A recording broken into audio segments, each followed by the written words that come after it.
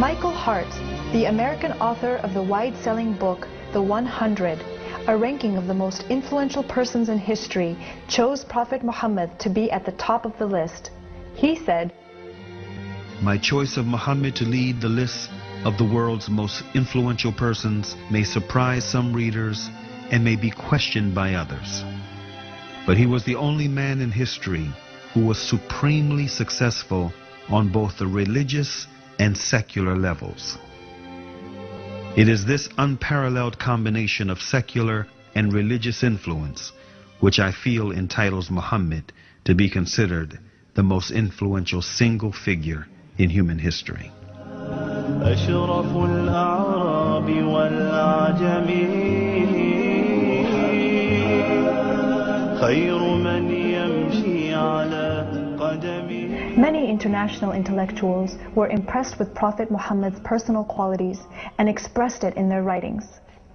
Lamartine, the famous French historian, in his book The History of the Turks, said about Prophet Muhammad,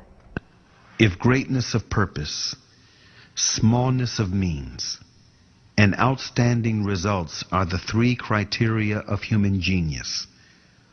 who could dare to compare any great man in modern history with Muhammad?"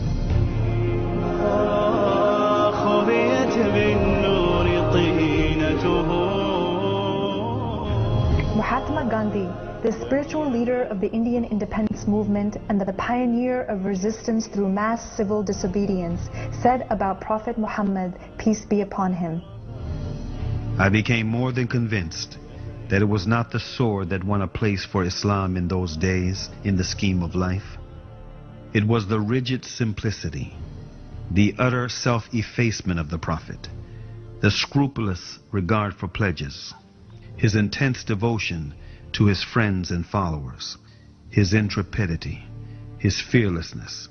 his absolute trust in God and in his own mission."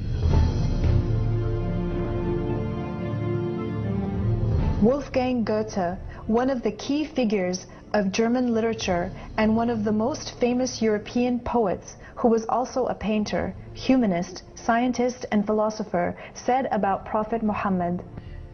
"He is a prophet and not a poet, and therefore his Quran is to be seen as a divine law and not as a book of a human being, made for education